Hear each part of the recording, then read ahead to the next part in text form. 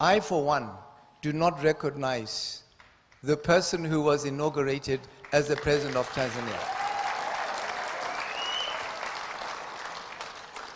She is an illegitimate president. The Africa we dream of, peaceful, prosperous, and respected, will only emerge when our governance is guided by our values and not by our interests. Turning to recent examples, it is totally unacceptable. It is totally unacceptable when an Africa leader, in order to stay in power, will resort to killing his or her own people. In order to stay in power, will rig an election, as if they are God's gift to their country. When you have a country with millions of people, for any leader to think they are the only ones who can be president is pathetic. And therefore, and my apology to those who may come from Tanzania, but I'm mentioning this because they are your neighbor, that the recent election and what transpired, the killings around that election, I, for one, do not recognize the person who was inaugurated as the President of Tanzania. Especially in Mabopande, to hurriedly conceal the bodies of victims. A worker involved in burying unclaimed bodies says he has never seen so many corpses all his life. We have also received information that mass graves are being dug all over towns across Tanzania, including in Arusha, Mwanza, mass graves in Dar es Salaam, Geita, Mbeya, mass graves in Songwe, Mara, Kitavi, and Moshi. As of November 7, 2025, at least 3,000 people have been murdered by Tanzanian security forces, with thousands of people still missing. Amidst the ongoing attempted cover-up facilitated by the continued internet blackout and bandwidth restrictions, this number could be in the thousands below the actual death toll. Many bore, head, and chest gunshot wounds, leaving no doubt these were targeted killings, not crowd control actions. Bodies taken to hospitals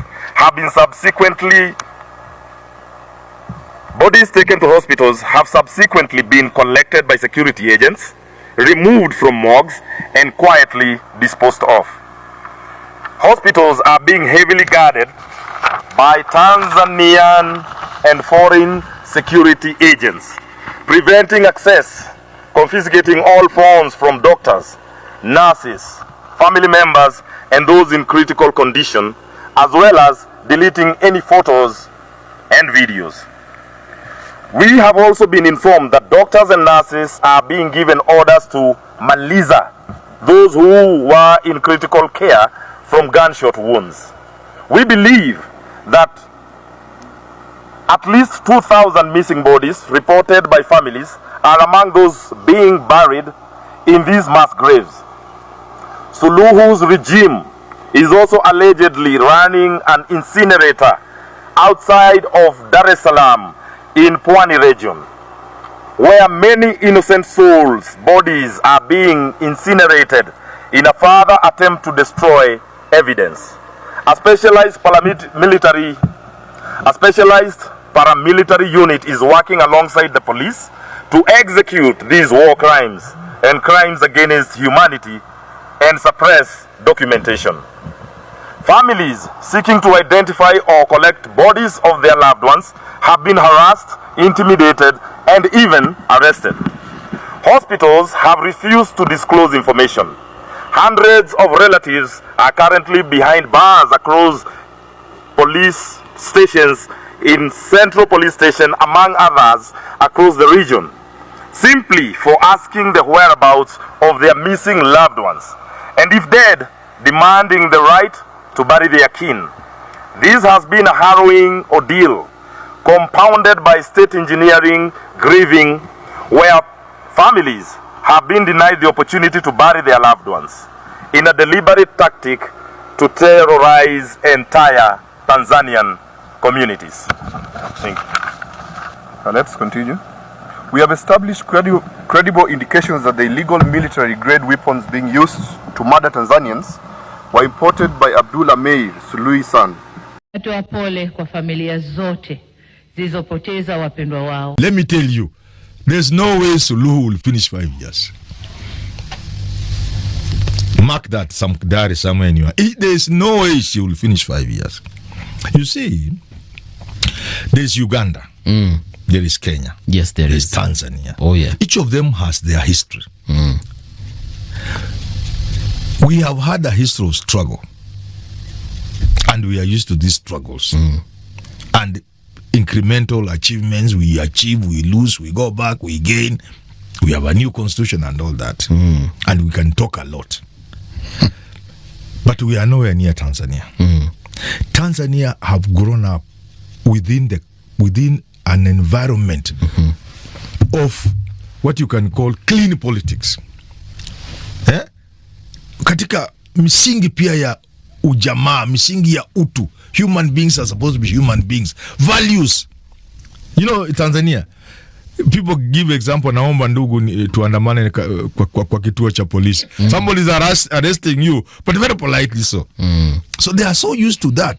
This new way of doing things cannot sit well with Tanzanians. And that's why people are getting surprised. How come our students are almost overdoing us? They don't understand. How come we are the people, masters of demonstration, Gen Z started here? How come the Tanzania people are more daring? Despite being killed, they continue moving. Yeah. It is because they are finding this so strange that a president can behave like that. In Uganda, on the other hand, these people have grown under military dictatorship. You see, even to find their voice, it is so risky. You can only say the current courage in Uganda, the demonstration you see, is a direct link to what is happening in Kenya. As the Africans, we are the only who are going to stop all that is happening in Africa, which we feel like this was not made for us. And you know, let me remind you today something. Power comes and go. Money comes and go. But legacy, once comes, it never disappears. Legacy. And this legacy, for you to leave a legacy, then you need a lot of sacrifice. That's why today you see we are coming here to every day to speak about Mwalimu Julius Kambarage Nyerere. We come to speak about Kwame Nkrumah. We come to speak about Malcolm X, the people that we never experienced their life. We never saw them alive. But we were born and find them existing through the history, through the stories, because they stood for their people. They protect their people at all cost. These are some of the leaders that if they would have decided that they want to betray their people, maybe Africa would have been erased. If these people would have supported all the influence of the West and all this brainwash and all this manipulation, we are just speaking about slavery and colonization. But maybe we would have been speaking something different, worse than all that we are doing today. And now, today, Madam Samia Suluhu Hassan, the president of Tanzania, who secured her victory with the 98% of the votes. Today, she's like living under a pressure because every corner, everyone is speaking negative. Everyone is speaking, is spraying negativity towards her leadership. And today, we have seen ICC is following up. They're trying to monitor everything that happened during the election period. When you go in the country of Tanzania, after the release of the main opposition leader or chief opposition leader, Tundu Lissu, now a different narratives being spotted. Again, the citizens and the youths are on the street because they are not ready to quit until they get justice, until they get their rights, until the governments listen to their voices. And that this is one of of the courage that we need in Africa. Today, I remember a clip of Julius Malema once said that, welcome to Africa. As you are a black person, as you are an African, then you have know that you were born to fight. You were born to fight, and you are welcomed to this battlefield, because we are not ready to quit. This is not a place of quitting. This is a place of marching forward. You fight until you take or achieve your agenda. You take what you're fighting for. So other leaders, they come to forget one thing, that this leadership that you are fighting for, you cause massive deaths. Thousands of people just die because of you. And you're just you don't care, you don't bother anything. You're just there. These people forget one thing, that it will come a time they will have to come to an end of their regime. They will rule, and one day this position will not be for them again. But other people will come and secure these positions, and they will rule too. So why do you have to kill or to make you to take heart, and you just cause the deaths of the people that you are fighting to protect, the people that you need to protect, the people you are supposed to listen to their voices, to protect them and speak on their behalf, are the same people today who you are unaliving. You are unaliving. You are killing them. And the main mistake they do, or crime they do, is because they came to speak their voice, because they came to ask for justice, which is their right. Each and every country in Africa that call itself a democratic government, this democracy has a lot of things. And having the freedom of speech, expression, is one of these democracies, is one of the laws under democracies. So sometimes I ask myself questions, which democracy are these African leaders using? Because if they would have been using this democracy that they tell us, that they preach to us, that we have to follow, then all these incidents would have not been happening. But because they have their own agendas, they have their own that we don't know. That's why today they pretend like nothing is happening. People came out differently to speak concerning this issue of Tanzania, because Tanzania, you know why these Tanzanian issues brought a huge tension. Because the country of Tanzania is one of the countries that have been an example of the peaceful country in Africa, whereby we've never experienced the people of this country going on the street to demonstrate. We never saw them. We've never ever saw them coming out even to question the government, because since the first leader of that country started to rule, we never experienced. He was there to fight for their rights. He protected them. He listened to their voices. But at this time, the narrative was changed. And you find when you find it surprising is that the person that has come to split this country, to scatter everything, to destroy all that has been built for many years, she was not the choice of the people.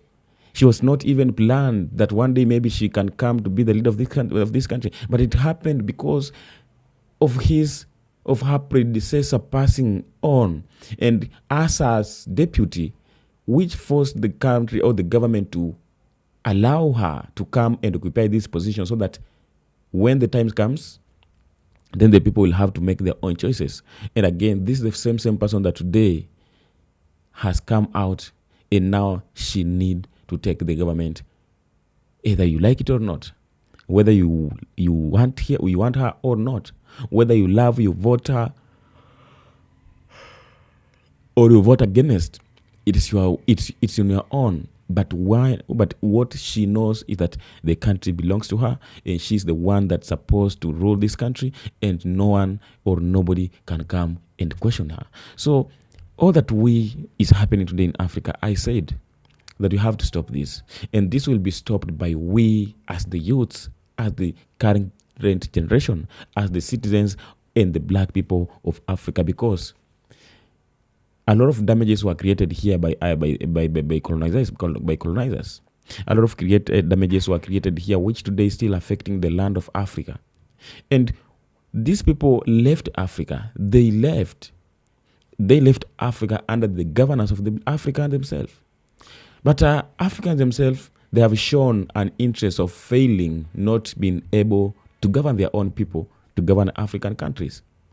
Because when you take a look of the current situation in Africa, how the people are dying, how things are running, how, it's like we are under still colonization and slavery, because all that's happening today, like what we have experienced in the country of Tanzania, is more than a genocide. What we have experienced in the country of Cameroon is more than a genocide. What we are watching happening in the country of Congo, what we are in the country of Congo, Nigeria, Madagascar, all these, every day we are watching thousands and hundreds of people shedding blood, losing their life under their leadership, under the, so why, or what is the reason? What's the best reason of African being governed under the African leadership?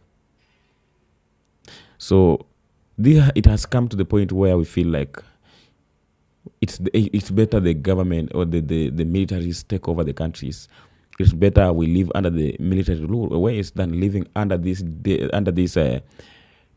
so-called democracy leaders who have turned to demons, have turned to monsters, because they don't fear.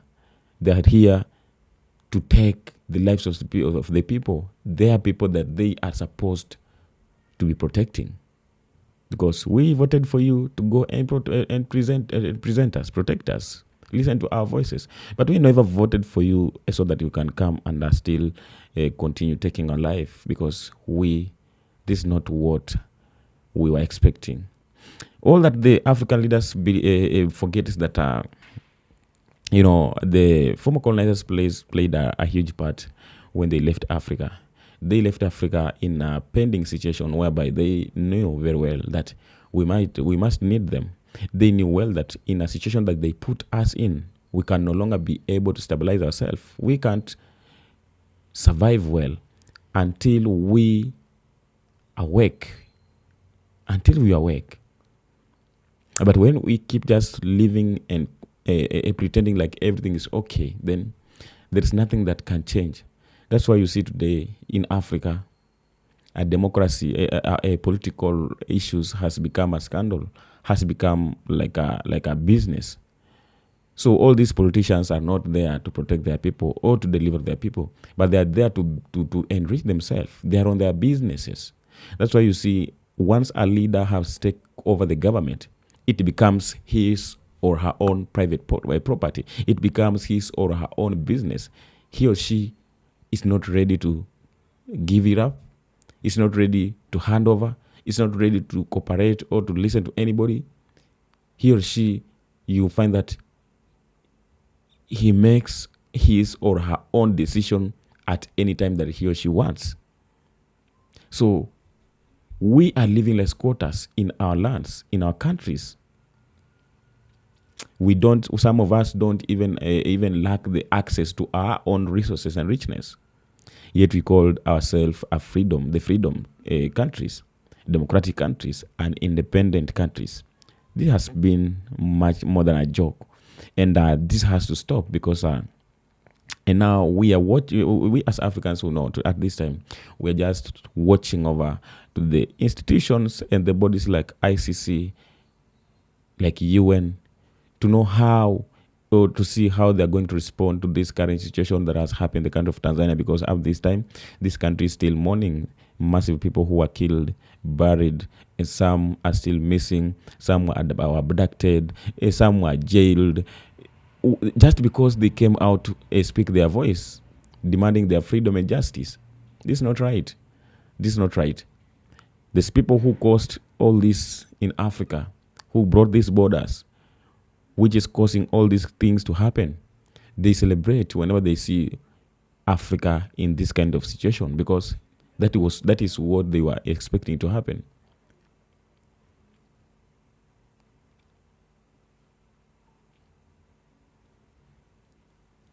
So whenever we come out to kill ourselves, to kill each other, to fight, to do everything, we're impressing them.